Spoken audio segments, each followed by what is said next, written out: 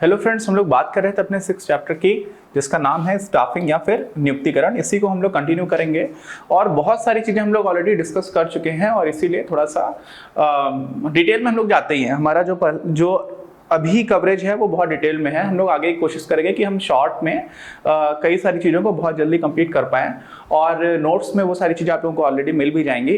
तो कई सारी चीज़ें डिस्कस कर चुके हैं, कुछ स्पेसिफिक पॉइंट्स आएंगे जहाँ पर मैं एक्सप्लेन करूँगा, बाकी हम लोग थोड़ा सा एक्सप्रेस गाड़ी की रफ्तार में ही चलेंगे। ठीक, अच्छा, प्रशिक्षण और विकास की बात, ये क्या है?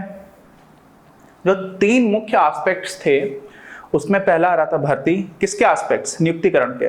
तो पहला पक्ष या पहला एस्पेक्ट था भर्ती, दूसरा था चयन और तीसरा है प्रशिक्षण एवं विकास, ट्रेनिंग एंड डेवलपमेंट। ठीक, तो इसके बारे में हम लोग बात करेंगे।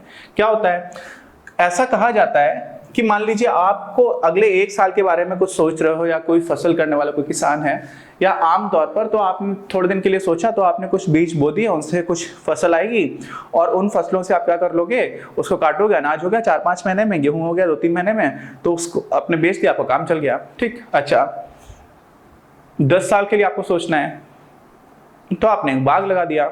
पेड़ तो काफी समय तक जिंदा रहता है, फसल जो होती है नॉर्मली अनाज वगैरह वो थोड़े दिन की फसल होती है, थोड़े दिन का काम चलता है।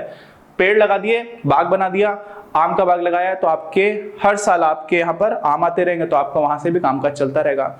लेकिन अगर आपको जीवन भर के बारे में कुछ सोचना है, ठीक है, कि जीवन भर चीजें ठीक रहे, तो उसके लिए क्या करना होगा, आपको इंसान को विकसित करना पड़ेगा। ठीक है, इंसान को पानी, खाद, ये एक तरह से हिंदी में अलंकार पढ़ते थे हम लोग, तो वहां से दृष्टांत अलंकार है कि आपको ऐसा दिखना स्टार्ट हो जाएगा कि हाँ पानी दे रहे हो। इंसान को पानी देने की उस तरह की आवश्यकता नहीं, उसे पौधों को दी जाती है, लेकिन फिर भी आपको वो माहौल देना जिससे कि मानव संसाधन जो है वो मानव पूंजी में परिवर्तित हो पाए, जो हम लोगों ने कक्षा 11 अर्थशास्त्र में बात की हुई थी। ठीक, तो ये बात है कि ह्यूमन रिसोर्स बहुत ज्यादा इंपॉर्टेंट होता है। इससे ज्यादा इंपॉर्टेंस, अरे यार हम लोग ह्यूमन्स है, ऐसा समझो, है ना।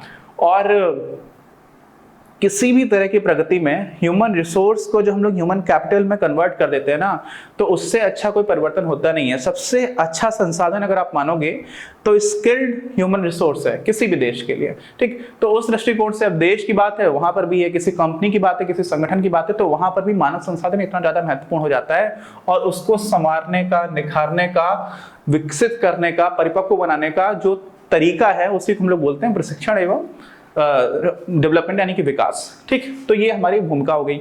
अच्छा, अब क्या हुआ, प्रशिक्षण तथा विकास कर्मचारियों के वर्तमान, प्रेजेंट के लिए और फ्यूचर, इसके निष्पादन स्तर का मतलब क्या हुआ, जो परफॉर्मेंस लेवल है वो किस तरह की परफॉर्मेंस कर रहे हैं उसको सुधारने का एक प्रयास है। ठीक, अच्छा, ध्यान से समझिएगा, यहाँ पे हम लोगों ने प्रशिक्षण और विकास दोनों चीज लिखी हुई है। आमतौर पर ऐसा होता है कि जो प्रशिक्षण होता है ना, वो बहुत हद तक आपके संगठन के लक्ष्यों की तरफ ओरिएंटेड होता है। इसका मतलब जो किसी भी ऑर्गेनाइजेशन के गोल्स हैं, उसके जो उद्देश्य हैं, उन उद्देश्यों की पूर्ति करना सबसे बड़ा, सबसे प्राथमिक उद्देश्य होता है जब हम लोग प्रशिक्षण की बात करते हैं।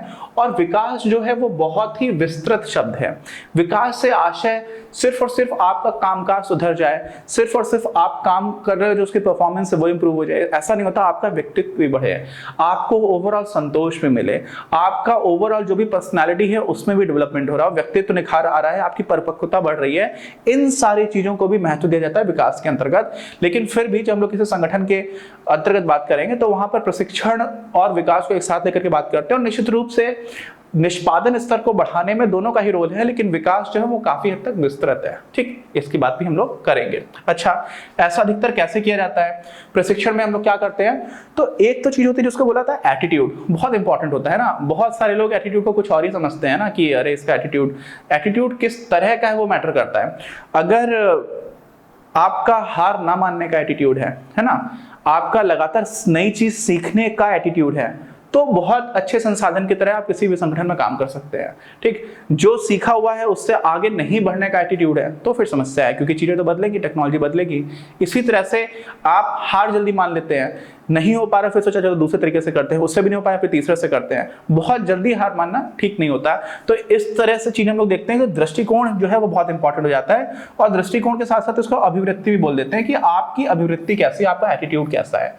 और साथ ही में एटीट्यूड बहुत ही ज्यादा इंपॉर्टेंट होता है। मतलब अगर आप स्किल को देखेंगे, स्किल बहुत अच्छा है मेरे पास, लेकिन एटीट्यूड इतना गंदा है तो मैं कुछ भी काम नहीं करूंगा, है ना। और उसके बाद एटीट्यूड के बाद दूसरी जो चीज आती है वो आ जाती है फिर आपका कौशल है कि नहीं है। कौशल मतलब वो आपको स्किल आता है कि नहीं आता है। तो हम लोग कौशल और जो ज्ञान होता है ना उसमें भी सुधार करने की बात करते हैं। तो ये चीजें मिलाकर के, यानी कि आपने पहले एटीट्यूड पर काम किया, दृष्टिकोण कैसा है, अभिवृत्ति कैसी है, फिर आपने कौशल और ज्ञान पर काम किया। मुख्यतः हम लोग यही करते हैं किसमें, जब भी हम लोग ट्रेनिंग की बात करते हैं। ठीक।